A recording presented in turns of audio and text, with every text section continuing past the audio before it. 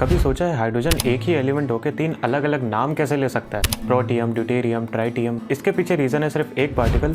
चलो बताता हूँ। तो नेचर में कुछ एलिमेंट्स के एटम्स ऐसे होते हैं जिनका एटॉमिक नंबर तो सेम होता है पर मास नंबर अलग होता है। ऐसे एलिमेंट्स को हम कहते हैं आइसोटोप्स। जैसे हाइड्रोजन के प्रोटियम, ड्यूटेरियम और ट्राइटियम की हमने बात करी, इनमें डिफरेंस होता है नंबर ऑफ न्यूट्रॉन्स का, क्योंकि सबका एटॉमिक नंबर सेम होता है पर मास नंबर अलग हो जाता है उनमें present different number of neutrons की वजह से। तो बात समझ आई? Neutron is the particle. और क्या तुमने ये सोचा कि क्लोरीन का एटॉमिक मास 35.5 U क्यों होता है? उसके पीछे का रीजन है क्लोरीन के दो आइसोटोप्स। एक आइसोटोप होता है 35 U एटॉमिक वेट का, एक आइसोटोप होता है 37 U एटॉमिक वेट का। तो एक्चुअल में ये दोनों रेशियो में प्रेजेंट होते हैं विच इज 3:1।